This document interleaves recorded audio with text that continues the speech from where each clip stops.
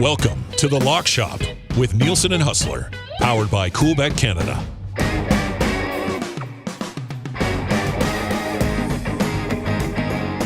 NHL and NBA playoffs continue. An early look at the Charles Schwab leaderboard as well. It is the Lock Shop on a Thursday. Nielsen and Hustler back with you once again. Lock Shop on the Nielsen Media Coolbet Network, brought to you by great partners at Coolbet. If you're betting with the Lock Shop, you're betting at Coolbet. If you've not yet signed up for an account, make sure you do that. Coolbet.com. When you sign up, use the code LOCKSHOP when you do. 100% deposit bonus on your initial deposit up to $200. Haas, what's up, buddy? How you doing, man?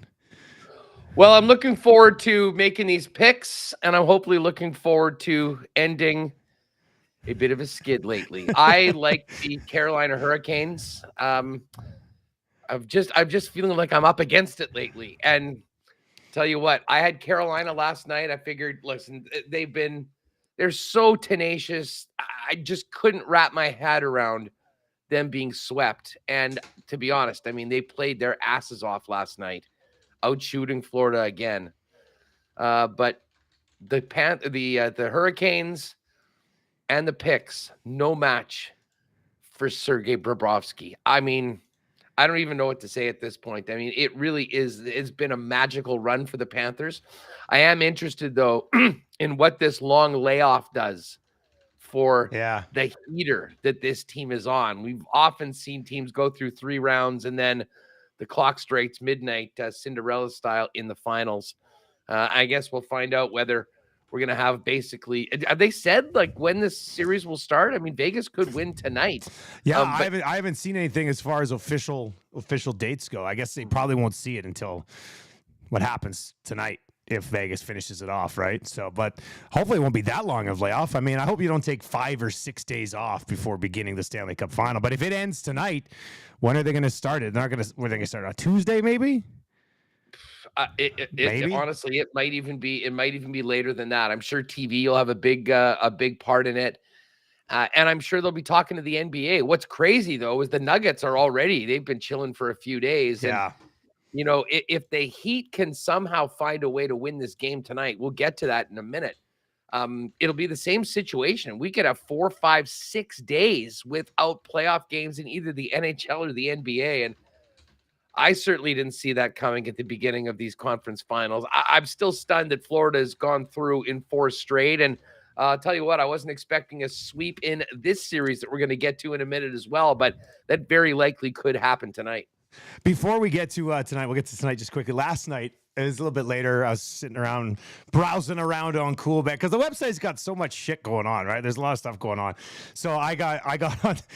I need to stay away from this because I guess it would be like when people listen to the Lock Shop, kind of. You're like, hey, they're making good points. That's a pretty good bet. I'm going to hop on that. So I got on the incoming bets tab last night, right? You know, the incoming bets at Coolbet. I don't know if many other books have this. I mean, I don't think so. Yeah, it's great. You see the city that the bet's coming in from. So I hopped on a 15-game soccer parlay last night that was plus 38,250. And I was just like, I said, who knows? Maybe this guy knows something. Maybe he gets lucky. It'd be a shame.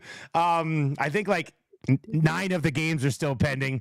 We already lost 2 of them. I put $10 on it. Would have been a huge payday. I was like, screw it. Let's see what happens. And then today, I was just like, I won't do that again. Then today, I got home waiting to do Lock Shop, and I was back up there again, and ended up putting $20 on Snell over 5.5 strikeouts today because that was somebody else's bet. I was like, yeah, I like that. Boom, let's go. So, but I mean, it's a great feature if you're just looking for ideas or you want to place a little wager and have some fun and follow along. You can do that, but I just don't know if you should get sucked into it like I have here over the last 12 hours.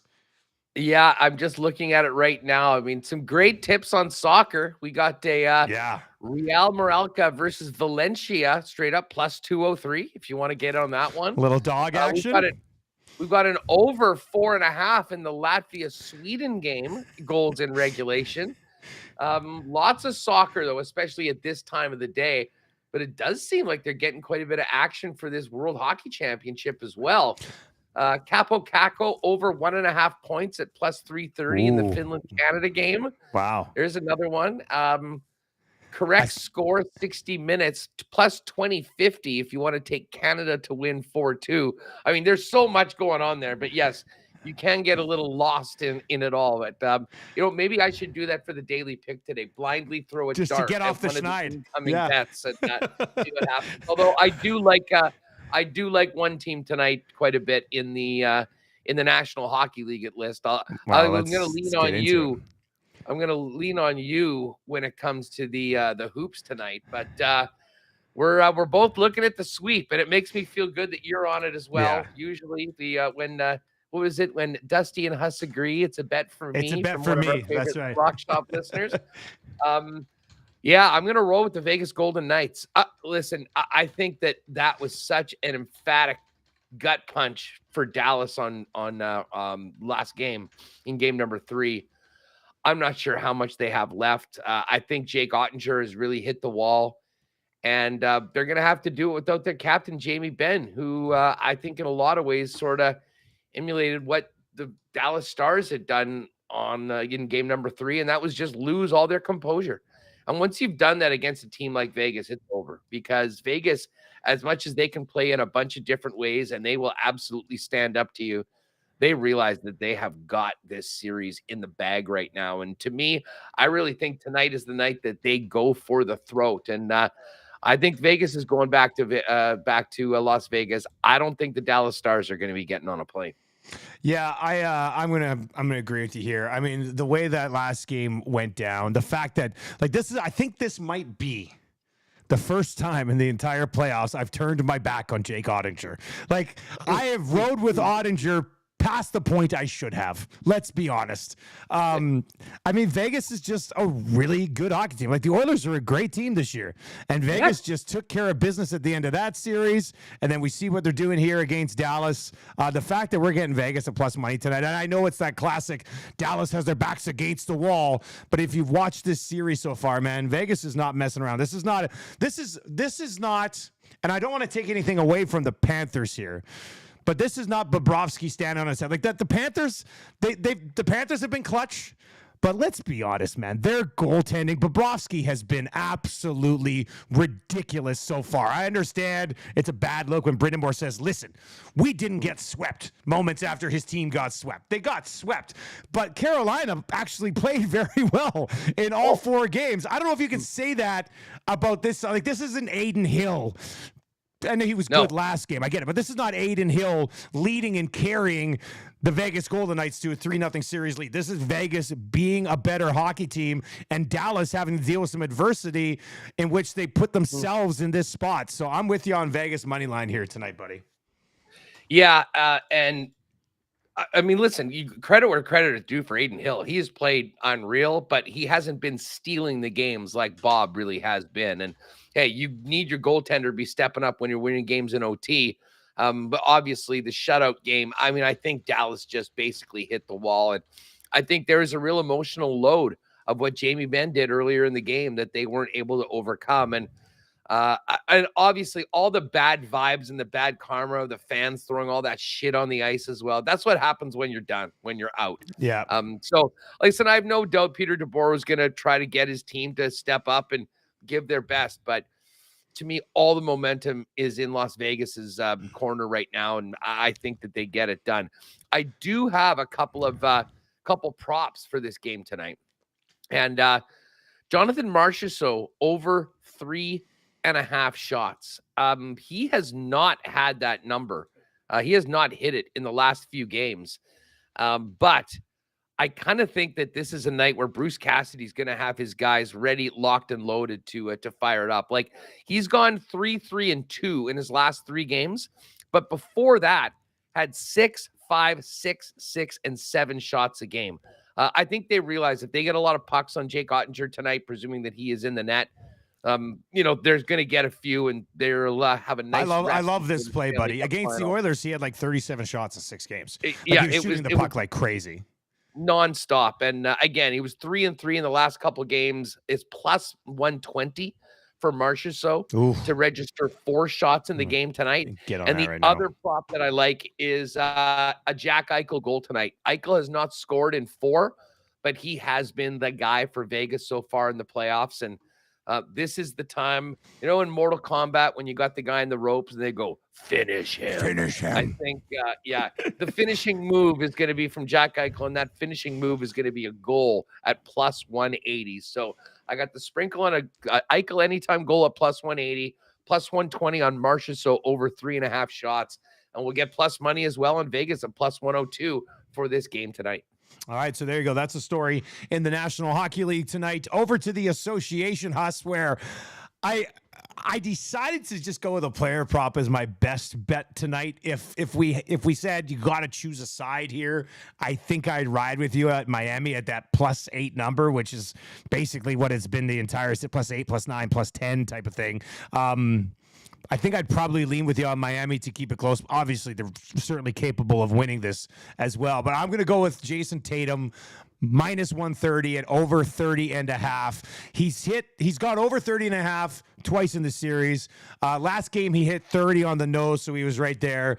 The only game that he didn't do it was game 3, and he ended up coming out of that game. He only played like 32 minutes. Tatum's out there for 41, 42 minutes. They got to have it tonight. Yeah. He might even play more.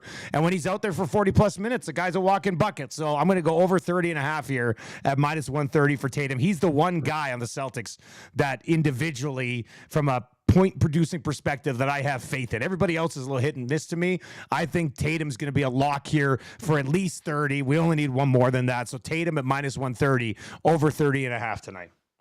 Yeah, I'm going to go to the spread, and this is almost fading myself at this point. I mean, I have listen, there's a lot of people in the conventional wisdom is that, now this is going back to Boston. Boston's going to blow their doors off. And then, basically the series is going to be decided in game 6 in Miami. And that could very well happen. But I'm not sure that the Heat just mail it in and get blown out the way they did in the second half of game number 4. They've had a lot of success in Boston right now. And there is still a ton of pressure on the Boston Celtics. So this number is actually 8.5 right now. So I think I'm just going to take the Heat plus 8.5. I mean, they've shown that they're absolutely able to play with these guys. That's a big, big number. Not only did they cover those big numbers in games 1 and 2, but they won these games outright. I don't have the stones to be betting this thing to be over tonight in the Heat plus 250, but I will make a small wager on the Heat plus 8.5 in this game tonight. And hopefully we've got some excitement coming down the stretch. I like both of these, actually. I like Miami to keep it close. And if Miami keeps it close, Tatum's going to be over 30.5 for sure. That's if Miami's pushing them, that ball is going to be in Tatum's hand in the fourth quarter, and he's going to get it done. So I like both of these tonight here from an NBA perspective. If you want to sprinkle some association stuff tonight, I think we're on a couple of good ones here with Tatum over 30.5 and Miami plus 8. Outside of that, it's kind of quiet. I mean, Charles Schwab leaderboard, Huss. I mean, it's not a bad start for us, with the exception of Jordan Spieth, who kind of butchered the front 9 today. But we got a couple of our guys certainly in the mix. Yeah, so far so good. Sam Burns, who I'm on a 30-1, he's 3 under right now. The leader. I'm not familiar with Harry Hall, but he's having the round of his life right now. He's 7 under through 12. No one else has got to 3 under right now, but there is a big group at 3 under. Sam Burns is one of those guys. KH Lee, Billy Ho, Siwoo Kim, Ches Reavie, also part of that group. Looks like Russell Henley just gave one back. He's at 2 under right now. Scotty Scheffler, the favorite, he's at 2 under. Hollywood Hoagie's there. Ricky Fowler, who we've got as a top 20 at plus 130. He's at 2 under right now. So a pretty nice start so far. Justin Rose, my other outright, he's at 1 under. So top 20, nice spot right now in the early round. And Morikawa's going off a little bit later on today. So just need to see if Wonder Boy Spieth can maybe get a birdie or two coming home and get a little bit closer to even par. He's capable of that at this course for sure, right? Yeah, for sure. He's looking at it looks like it won't be happening on 7, I don't think, unless he chips in, because he did not get on the green in his first 2 shots.